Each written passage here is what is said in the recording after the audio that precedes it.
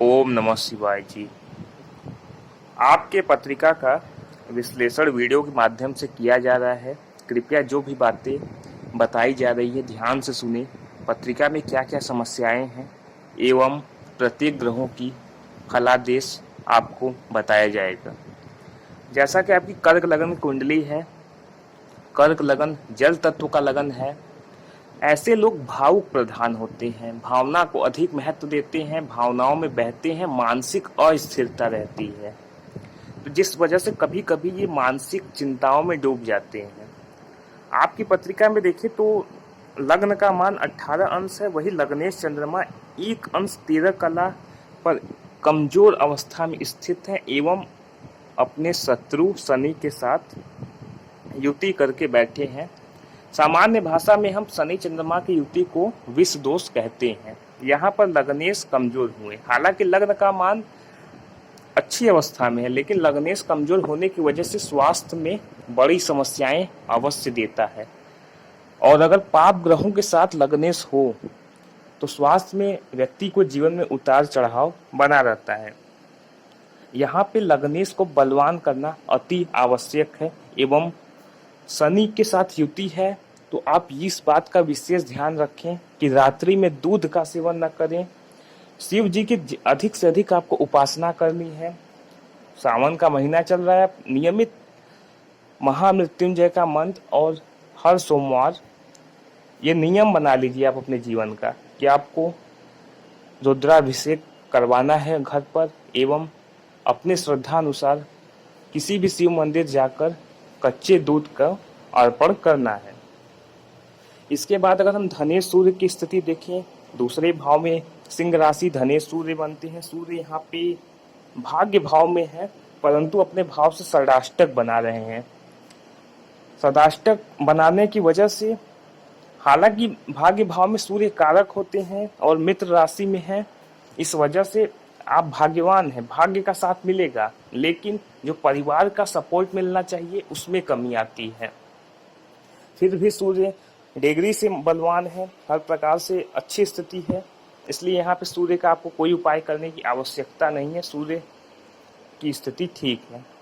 इस तरह हम अगर इस पत्रिका में देखें तो आप पराक्रम भाव के स्वामी एवं व्यय भाव के स्वामी बुध बनते हैं, जो कि नीच राशि में भाग्य भाव में स्थित है। हालांकि यहाँ पर उनका देखा जाए तो नीच भंग हो रहा है और बुध कर्क लगन में कारक नहीं होते, अकारक होते हैं, कष्ट देते हैं, इसलिए बुध को बलवान करने की कोई आवश्यकता नहीं है। बुध का आपको दान करना है, जब भी इनकी दशा आए तो आपको बुध के दान करने हैं। इसके बाद हम देखें तो बुध और शुक्र और सूर्य की युति है। सामान्यतः बुध सूर्य की युति हम बुद्धादित्य योग कहते हैं, परंतु इस पत्रिका में यह फलित हुए होते नहीं दिख रहा है। वही बुध शुक्र की युति लक्ष्मी नारायण योग के नाम से जानी जाती है। आपको यहाँ पर विशेष सलाह दी जाती है कि आप शुक्र और चंद्रमा को बलवान करिए। ये दोनों आपके पत्रिका में इतनी अच्छी स्थिति में है कि अगर इन्हें बलवान कर लीजिए तो जीवन के समस्त सुख आप प्राप्त कर लेंगे। वजह यह है कि देखिए चंद्रमा आपके लग्नेश और लग्न में ही स्थित है। लग्न में स्थित होने की वजह से यह अपना संपूर्ण शुभ प्रभाव दे सकता है अगर आप चंद्र के रत्न मोती को धारण करिए तो उससे आपको विशेष लाभ प्राप्त होगा। साथ ही शुक्र उच्च का है और सुख भाव एवं आय भाव का स्वामी है, तो जीवन में सुख, प्रॉपर्टी, मकान, वाहन इत्यादि सुखों की संपूर्ण प्राप्ति के लिए आपको शुक्र को यहाँ पर बल देना आवश्यक है। साथ ही आय भाव के भी स्वामी बनते हैं, जो आपका इनकम का सोर्स है वो शुक्र के कंट्रोल में है। और यहाँ पे शुक्र हम देख रहे हैं कि 28, 27 अंश 30 कला पर है, जो कि निर्बल है, कमजोर है। साथ ही सूर्य के साथ होने की वजह से शुक्र बलहीन हो जाता है, इसलिए यहाँ पे शुक्र को आप बलवान करिए। यहाँ पर हम देख सकते हैं शुक्र वक्री भी है और बुध अस्त है। बुध का अस्त होना तो कोई समस्या नहीं है, ठीक है, इसे बलवान करने की कोई आवश्यकता नहीं है, लेकिन शुक्र का वक्री होना थोड़ी समस्या देता है स्त्रियों से एवं स्त्री पक्ष से जो सुख मिलना चाहिए उसमें कमी देता है। इसी प्रकार से हम अन्य ग्रहों की बात करें तो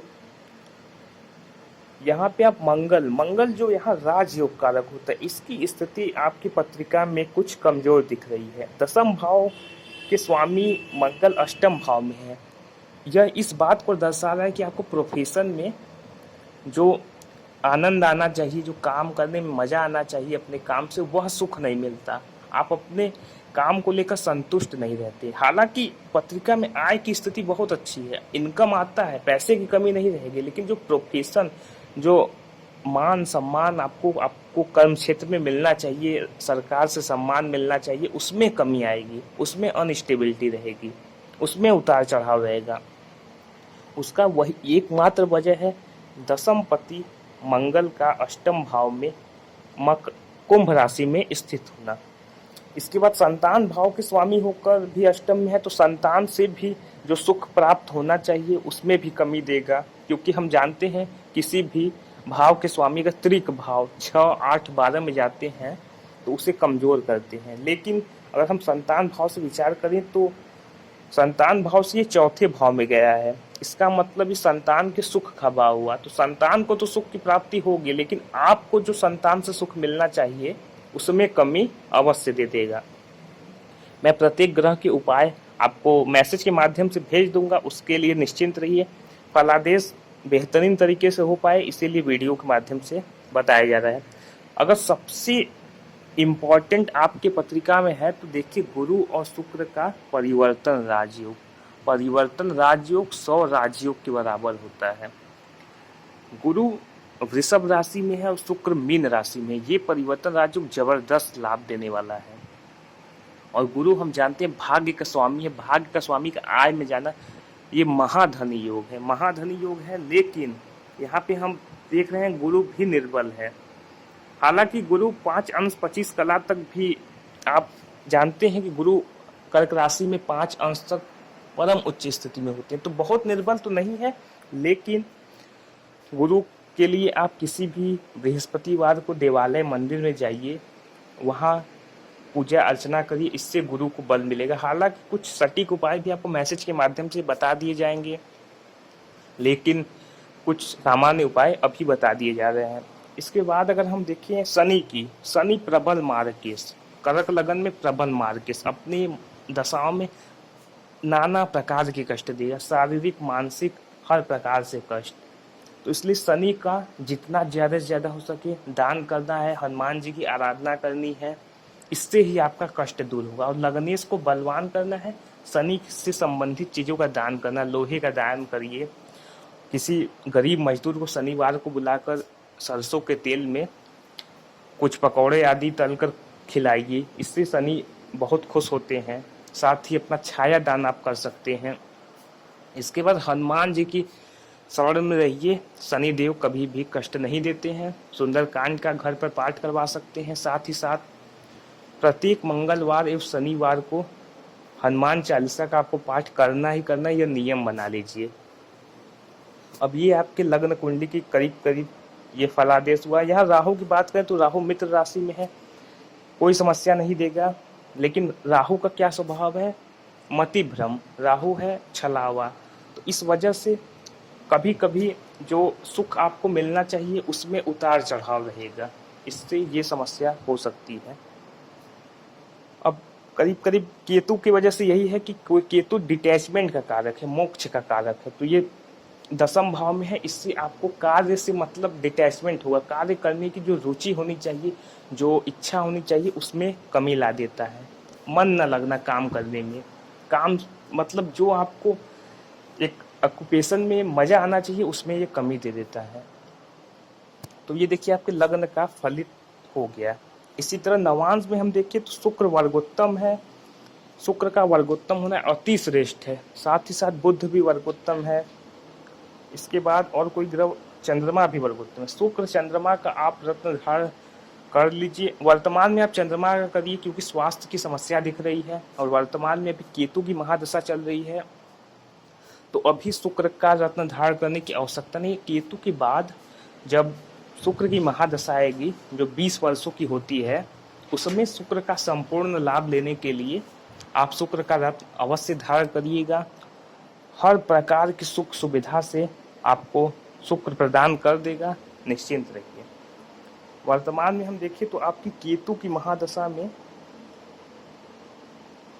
शनि की अंतर्दशा चल रही है जी। केतु की महादशा में गुरु की अंतर्दशा चल रही है, और गुरु क्या है, रोग भाव के स्वामी है, नवे मतलब छठे भाव और भाग्य भाव के स्वामी है। तो रोग भाव के स्वामी होने की वजह से इनकी अंतर्दशा में आपको कष्ट मिल रहे हैं। बहुत ही सटीक उपाय बता दूंगा मैसेज के माध्यम से, निश्चिंत रहिए, स्वास्थ्य का लाभ मिल जाएगा। एक आसान सा उपाय बता रहा हूँ, सोमवार को दूध में शहद मिलाकर श्रद्धापूर्वक शिवलिंग पर जाकर अर्पण करिए, इससे स्वास्थ्य में विशेष लाभ मिल जाता है। केतु की महादशा में अलगाव, लेकिन अध्यात्म में उन्नति, कार्यों में मन न लगना। केतु क्या है, मोक्ष कारक है। केतु की कोई इच्छाएं नहीं है, केतु विरक्ति का कारक है। केतु सबसे आपको दूर रखेगा, केतु आपको माया मोह से दूर रखेगा, आपको अकेलापन ज़्यादा पसंद आएगा। यह सब आपको केतु अपनी दशा में कराएगा। और केतु का दशा आपका 2022 की अक्टूबर में समाप्त हो रहा है। उसके बाद आपका शुक्र की महादशा लगेगी। तो शुक्र की महादशा में आप शुक्र के रत्न अवश्य धारण करिएगा, सर्वश्रेष्ठ लाभ मिल जाएगा। और एक आपकी पत्रिका में मैंने विशेष बात देखी, वो भी आपको बताना चाहूँगा। यहाँ पर आप देखोगे तो पुनर्वसु नक्षत्र के चतुर्थ चरण का जन्म है। गुरु के नक्षत्र में गुरु ज्ञान का कारक है, धर्म का कारक है, अतः आपके जीवन में इनका प्रभाव अत्यधिक रहेगा। साथ ही अष्टक वर्ग की बात करें तो देखिए, लग्न को महज 26 अंक प्राप्त हुए हैं, वही रोग भाव को और 38 अंक प्राप्त हुए, 38 अंक प्राप्त हुए हैं। जब भी रोग भाव को लग्न से ज़्यादा अंक प्राप्त होते हैं तो व्यक्ति जीवन में बीमारियों से बहुत परेशान होता है, बीमारियों पे पैसे बहुत खर्च होते हैं। लगन यानी कि आप स्वयं, अगर आप स्वयं कमज़ोर हैं तो मान लीजिए ये लग्न में 40 अंक होता और रोग भाव में 38 अंक होता तो उतनी समस्या नहीं होती। यहाँ पर 26 अंक है और वहाँ रोग भाव को 38 अंक प्राप्त हुए हैं, इसलिए आपको स्वास्थ्य में समस्याएं आ रही हैं। कुल मिलाजुलाकर आय के लिए पत्रिका अच्छी है, भाग्य भी अच्छा है, लगन में चंद्रमा है वो भी बहुत अच्छा है। सिर्फ और सिर्फ आप शिव जी की आराधना और मोती धारण करके स्वास्थ्य में अच्छा सकारात्मक फल प्राप्त कर सकते हैं। निश्चिंत रहिए, पत्रिका बिल्कुल अच्छी है, कोई समस्या नहीं। कुछ विशेष उपाय मैसेज के माध्यम से भी बता दूंगा। ओम नमः शिवाय।